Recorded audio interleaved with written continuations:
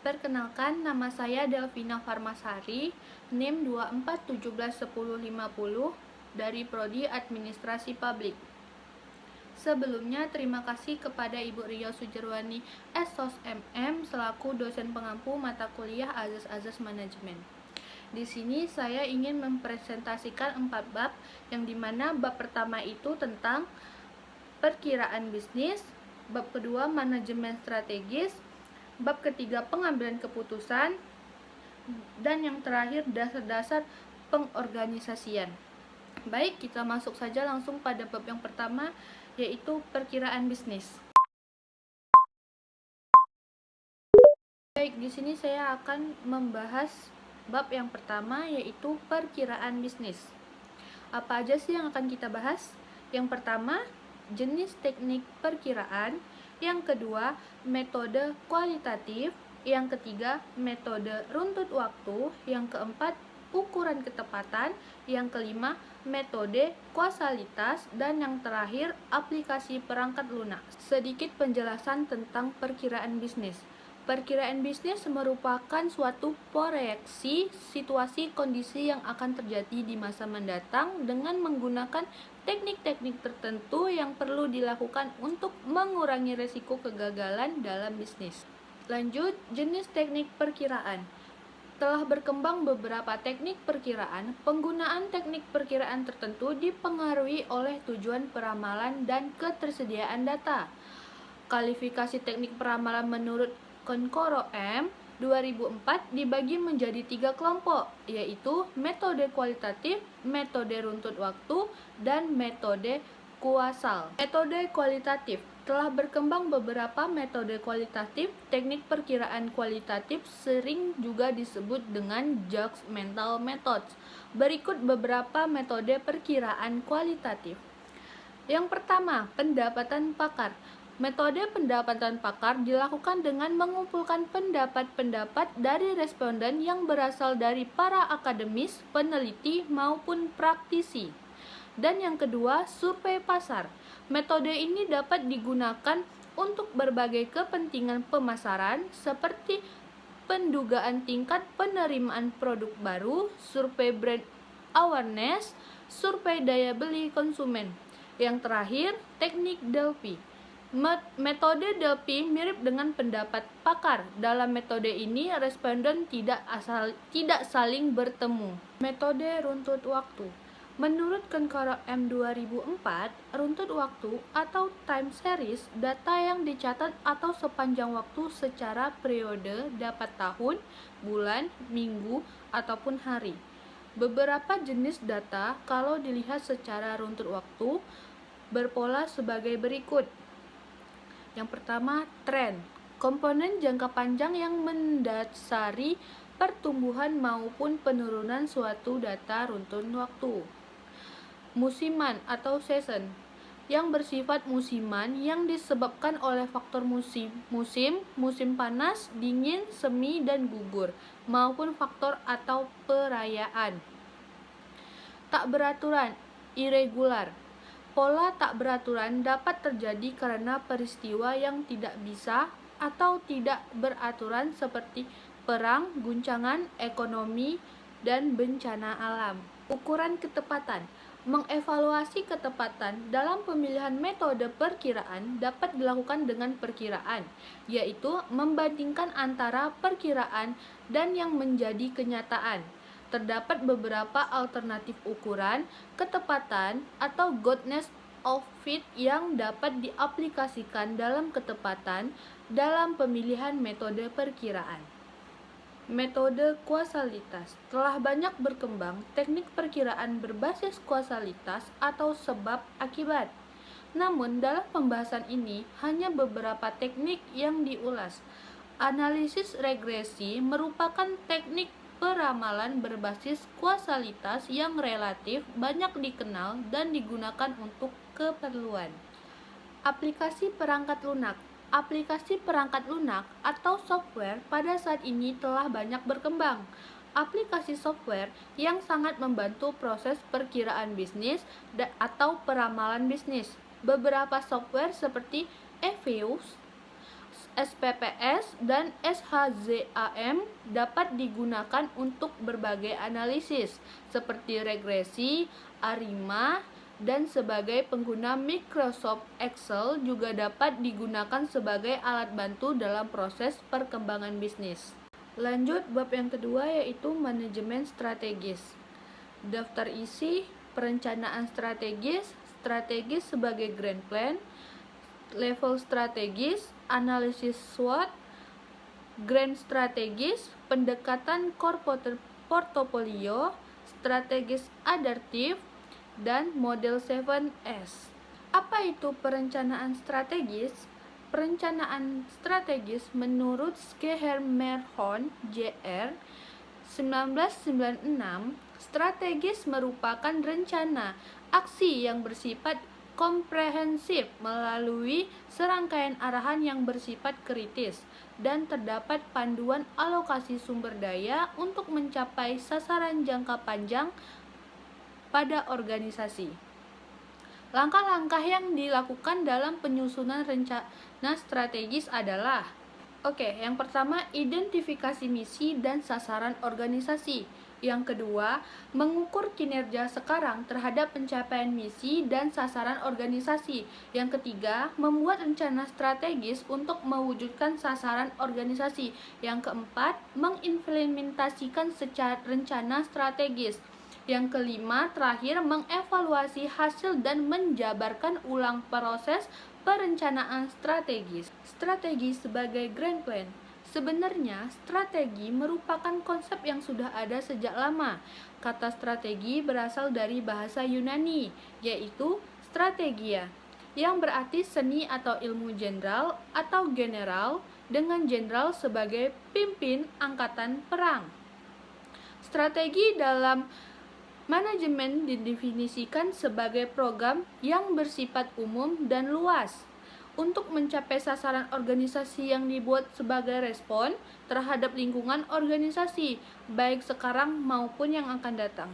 Terkait dengan strategi, muncul konsep strategi manajemen, yaitu merupakan proses memformulasikan dan mengimplementasikan strategi untuk meraih kesuksesan jangka panjang organisasi. Strategi manajemen adalah proses manajemen yang di dalamnya termasuk proses pembuatan perencanaan strategi dan implementasi dari rencana tersebut. Level strategi. Berdasarkan level atau tingkatan, strategi dibedakan beberapa jenis, yaitu corporate level strategi, business unit strategi, dan fungsional level strategi. Masing-masing level strategi tersebut memiliki keterkaitan yang mendukung. Yang pertama itu strategi level korporasi, merupakan strategi yang diformulasikan oleh top manajemen untuk menentukan arah dan mengendalikan operasi di perusahaan yang beberapa lini. Business unit strategi, strategi unit bisnis atau juga disebut line of business strategi adalah untuk mencapai tujuan dari lini bisnis. Yang ketiga, fungsional level strategi. Strategi level fungsional merupakan strategi yang diformulasikan spesifik pada area fungsional tertentu untuk menunjang bisnis lini analisis SWOT. Analisis SWOT yaitu strength yang berarti kekuatan, weakness kelemahan, opportunity peluang, dan threat ancaman. Sering kali digunakan dalam pengembangan strategi bisnis. Dalam pengembangan strategi, organisasi bisnis perlu melakukan evaluasi faktor lingkungan internal, yaitu kekuatan dan kelemahan, serta faktor lingkungan eksternal, yang yaitu peluang dan ancaman. Grand strategis. Grand strategis memiliki 4 jenis, yaitu yang pertama, strategi pertumbuhan.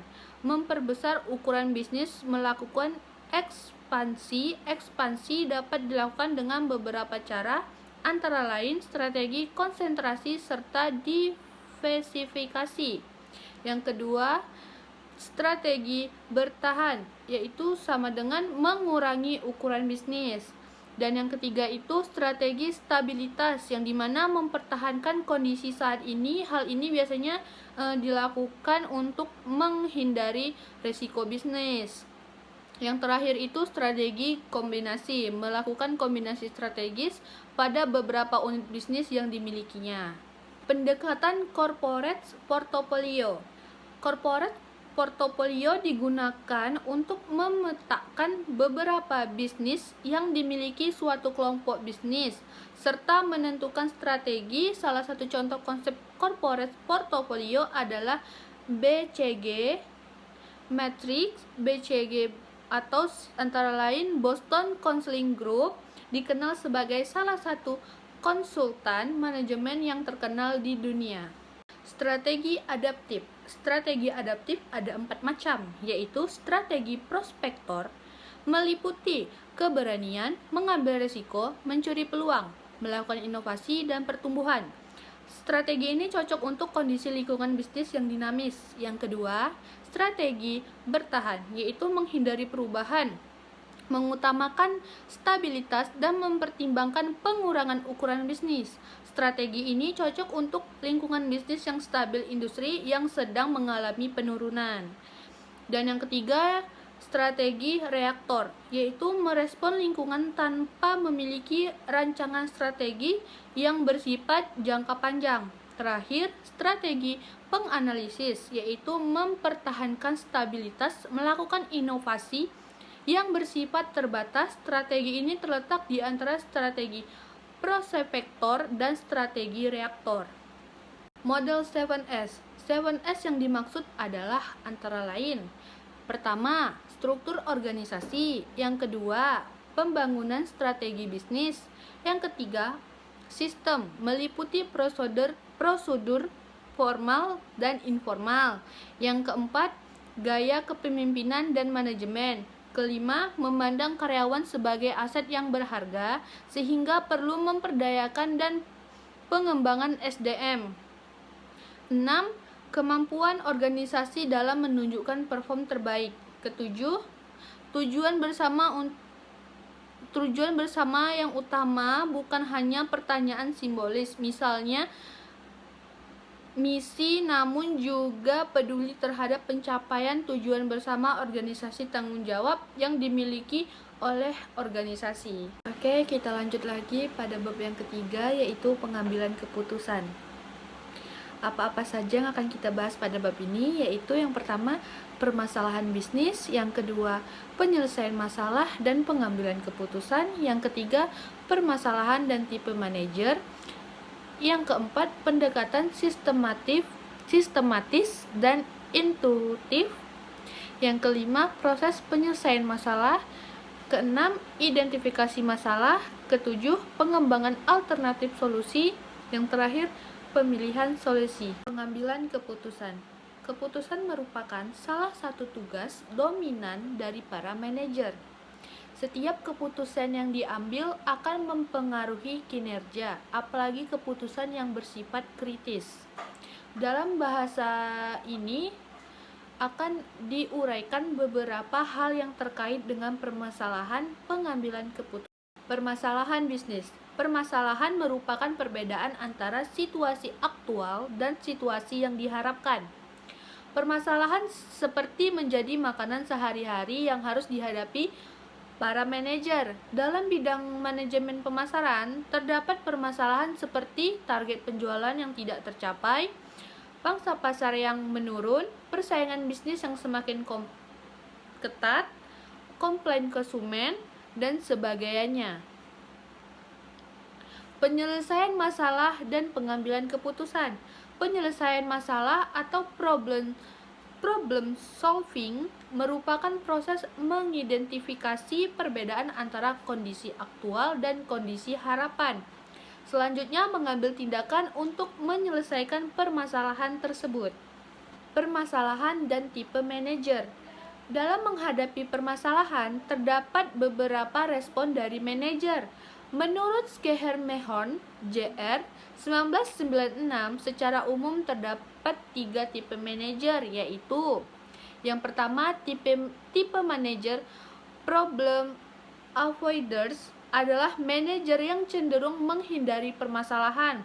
Tipe manajer ini akan berupaya mencari aman atau safety player pada saat terjadi permasalahan. Yang kedua, problem solvers. Tipe manajer problem solvers adalah manajer yang akan menyelesaikan permasalahan pada saat masalah mulai mencuat. Yang ketiga, problem seekers. Tipe manajer problem seekers merupakan manajer yang bersifat proaktif dalam menangani permasalahan. Tipe manajer problem seekers akan mencoba mengidentifikasi potensi masalah sebelum terjadi dan mengembangkan alternatif solusi preventif untuk diterapkan sehingga mencegah terjadinya permasalahan. Pendekatan sistematis dan intuitif. Dalam penyelesaian masalah, para manajer dapat menggunakan pendekatan sistematif, intuitif, maupun kombinasi keduanya. Pendekatan sistematis merupakan penyelesaian masalah dengan pendekatan rasional dan analitis. Dalam pendekatan sistematis, dilakukan analisis masalah dan seringkali menggunakan perhitungan matematis. Pada saat ini telah berkembang berbagai software yang dapat digunakan untuk membantu penyelesaian masalah. Sedangkan pendekatan intuitif merupakan pendekatan penyelesaian masalah dengan menggunakan perasaan, intuisi, dan seringkali bersifat spontan. Pendekatan intuitif banyak digunakan oleh manajer atau pelaku bisnis yang sudah kaya pengalaman. Identifikasi masalah. Dalam identifikasi masalah, perlu dicari akar permasalahannya.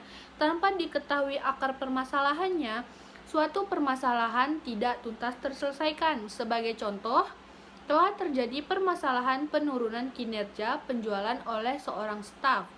Penjualan yang selama ini memiliki kinerja baik meskipun sudah dijanjikan bonus, ternyata belum dapat kembali seperti semula.